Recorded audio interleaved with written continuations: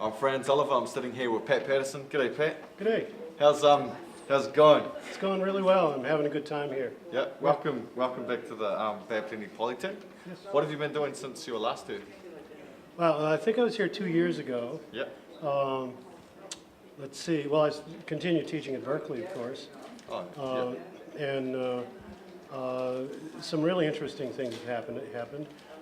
First and foremost, I think, I put together a free 6-week online course through a group called Coursera, COURSERA.org.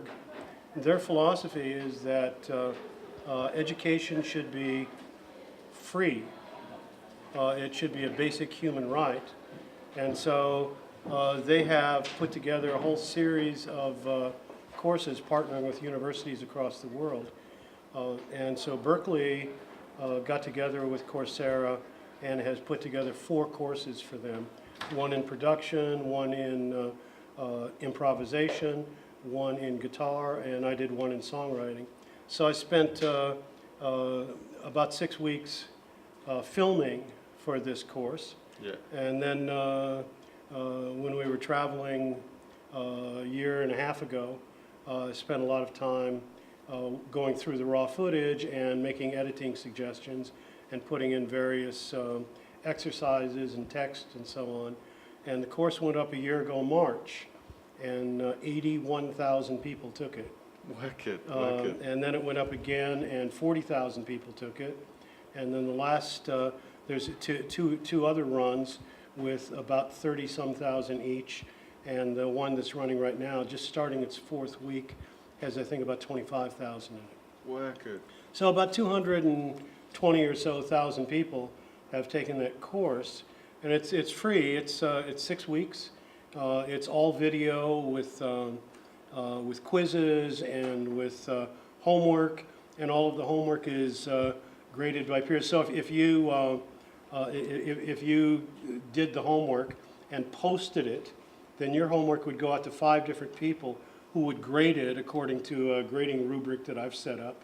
Yeah. But more importantly, you get 5 people's homework to grade, and that's where the real learning takes place, when you have to apply those concepts to somebody else's work. Yeah. So, you know, the feedback we've been getting on this course has been really outrageous. Yeah.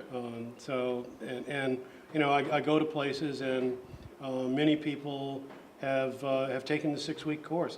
Some people have taken it now. This is the 5th run. Some people have taken it all 5 times. And so there was that. And in the meantime, I was asked to do a 2nd edition of my rhyming book, The Essential Guide to Rhyming, and that just came out 2 weeks ago. Oh. We brought a whole bunch of them, but of course we've been in Australia, and we sold out of all of them in Australia, so now we're going to be on the road for 2 more months, and we don't have any of those left. But you can always get all of that stuff through my website, patpattison.com. Yeah. So it's been busy. You know, those are the 2 main things that, oh, and there's another thing. I have a long article on the difference between lyrics and poetry, which came out just recently with the University of Edinburgh Press in their handbook on creative writing. So yeah, I've been busy, and it's been fun. So how did you discover the formula on writing lyrics for songs? Well, first of all, I don't think there is a formula. Yeah.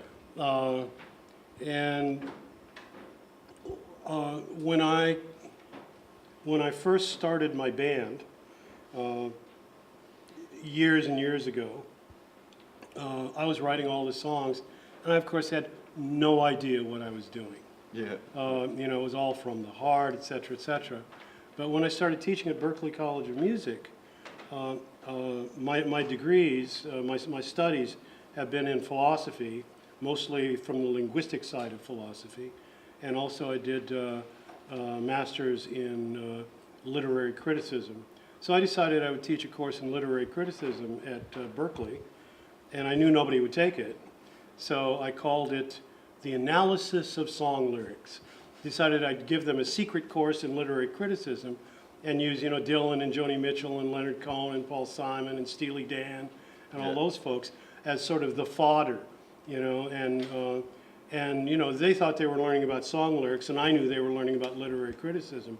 But suddenly, the whole thing that I'd been doing as a songwriter just sort of opened up, and I started looking at the relationship between musical phrases and lyric phrases. Started looking at the relationship between melodic rhythm and lyric rhythm. Started looking at rhyme schemes and what they do, the different rhyme types that are possible, and I started writing about it. And so the result has been now, to date, since then, 4 books: Writing Better Lyrics, Songwriting Without Boundaries, The Essential Guide to Rhyming, which is the new book, Yeah. and The Essential Guide to Lyric Form and Structure. So those 4, plus I've written 5 online courses for Berklee's online school, Yeah. and the Coursera course. So all of that exploration in songwriting just came about because I wanted to teach a course in literary criticism.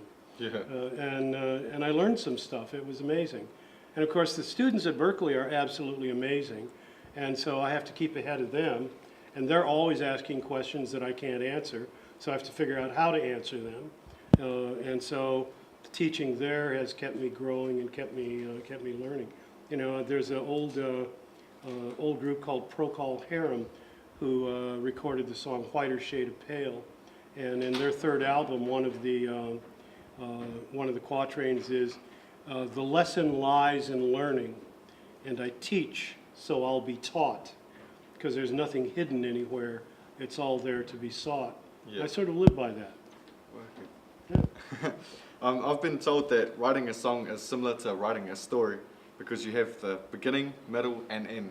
In your experience, do you think that? Yeah, I think, well, you know, a song is similar to writing a story when you care about what you're saying. Yeah. You know, I mean, not every song is lyric driven. You know, a lot of songs are there simply for the groove. You know, some songs, you know, for example, in pop R&B, are sort of there so that the singer has some syllables to riff on. Yeah. And there, what you're saying isn't nearly as important as it is in songs that you really want somebody to understand something. But, you know, for example, one of my students, John Mayer, talks about some really interesting stuff. Yeah. You know, in his song Belief, or Stop This Train, any of those, or Whiskey, Whiskey, Whiskey. And in those cases, what you're saying is important, and so preserving the shape of the language Yeah. is really quite important there, so that the whole relationship between words and music becomes a really important thing. Yeah. Last question. What is the best advice you were given that you can give to inspiring songwriters? Sorry. Yeah, well, I mean, first of all, the advice everybody would give is write constantly. Yeah. Writers write. So you write constantly, but you write with an eye to what you're doing so that you want to learn something from every song that you write. So you pay attention and you gather your tools. You know, information is the cheapest thing that you can get. Yeah. And so it's everywhere. Go out and get the information and apply the information to the creative process that you have. So write a lot, but also keep an eye out, because your songs are your best teachers. They will tell you what they need. And the more information you have, the better it is. Don't get into the place of, I only write when I'm inspired. Just get into the place of, I write all the time, and some of it's better than others. Yeah. In fact, here's the advice. Do not be afraid to write crap, because crap is the best fertilizer, and the more crap you have, the better chance you have of growing something wonderful. Yeah. Remember that 90% of everything you write is not your best 10%. And so your job as a writer is to write so much that your 10% gets better and better and better and better. Yeah. Yeah.